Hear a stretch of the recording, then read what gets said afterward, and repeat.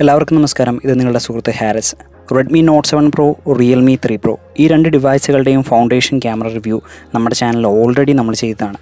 പക്ഷേ എന്തിനാണ് ഈ വീഡിയോ എന്ന് ചോദിച്ചു കഴിഞ്ഞാൽ അന്ന് നിങ്ങൾ ഒത്തിരി പേര് ചോദിച്ചു ഇവയിൽ ഏതാണ് ഏറ്റവും നന്നായിട്ട് സ്ലോ മോഷനും നൈറ്റ് ഫോട്ടോഗ്രാഫിയും ചെയ്യുന്നതെന്ന്. ആ ചോദ്യത്തിനുള്ള ഉത്തരം ഈ വീഡിയോയിലുണ്ട്. നിങ്ങളുടെ സുഹൃത്ത് ഹാരിസ്, നിങ്ങൾ കണ്ടുകൊണ്ടിരിക്കുന്നത് ആർക്സ് ടെക് എഡ്യൂ.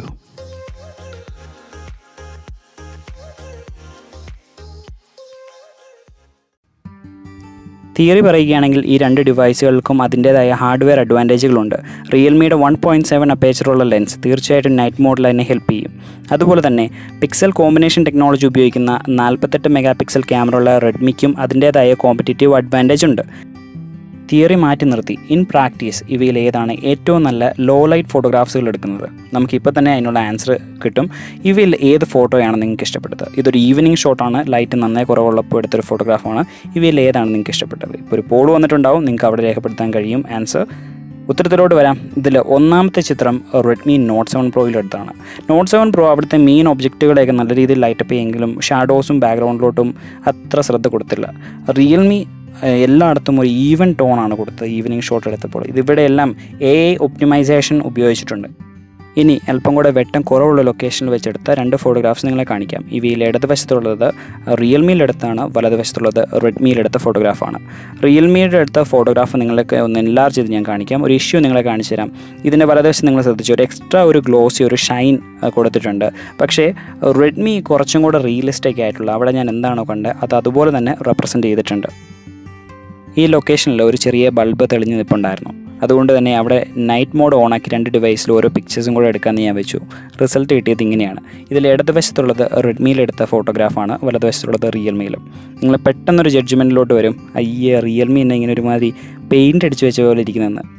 ഇനി റെഡ്മിയുടെ ഷോട്ടാണ് ഇവിടെയും അല്പം കൂടെ റിയലിസ്റ്റിക്. ആ ലൊക്കേഷനിൽ ഒരു ചെറിയ ബൾബിൻ്റെ വെട്ടം ഉണ്ടായിരുന്നു ഞാൻ പറഞ്ഞല്ലോ, അവിടെ നിന്ന് മാറി അല്പം കൂടെ വെട്ടം കുറവുള്ള ഒരു ഏരിയയിലോട്ട് ഞാൻ മാറുന്നു. ഈ ഫോട്ടോഗ്രാഫുകളിൽ ഏതാണ് നിങ്ങൾക്ക് ഏറ്റവും ഇഷ്ടപ്പെട്ടത്? ഇടതുള്ളതാണോ വലതുള്ളതാണോ? ഒന്ന് ശ്രദ്ധിച്ച് നോക്കുക. വലതുവശത്തുള്ളതിന് അല്പം കൂടെ ഒരു ക്ലാരിറ്റിയും ഒരു ഷൈനിങ് ഒക്കെ ഉണ്ടല്ലേ. ഏതിലെടുത്തതായിരിക്കും?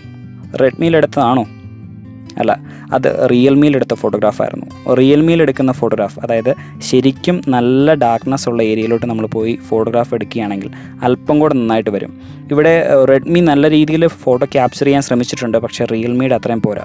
ഇതേ ഒരു എഫക്റ്റ് നമുക്ക് പിന്നെയും കാണാൻ കഴിയും. ഇവയിൽ ഏതാണ് ഏറ്റവും അധികം നിങ്ങൾക്ക് ഇഷ്ടപ്പെട്ടത്? ഏറ്റവും കൂടുതൽ ഡെഫിനേഷൻ ഉള്ളത് ഏതാണെന്ന് നിങ്ങൾക്ക് തോന്നുന്നു? അതിൽ രണ്ടാമത് കണ്ട ഇമേജാണ് Realme 3 Proയിലെടുത്തത്.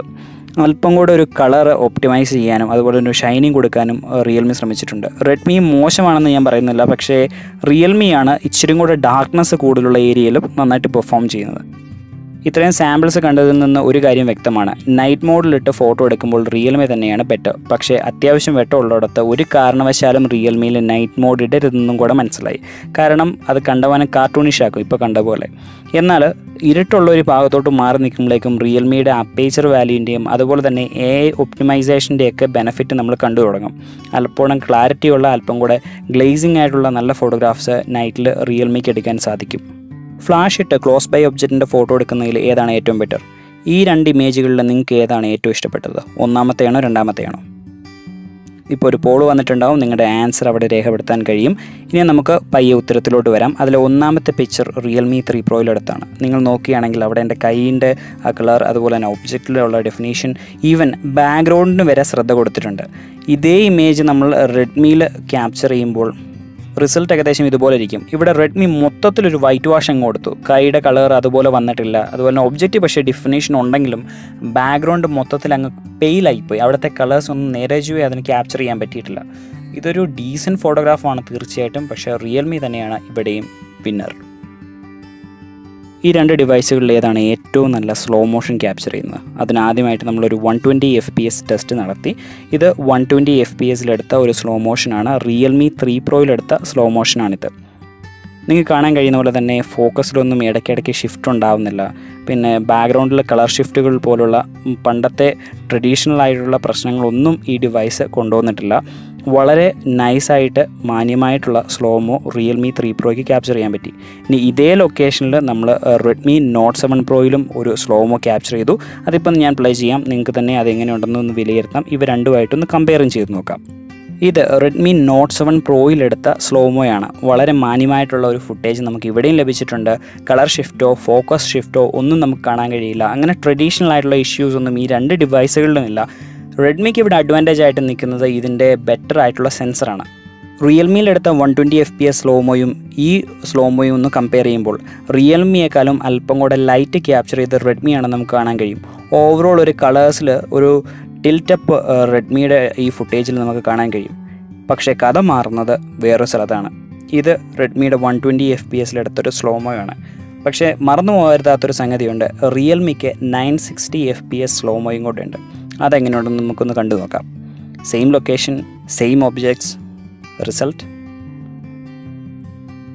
സിനിമാറ്റിക്, അത്രമാത്രം.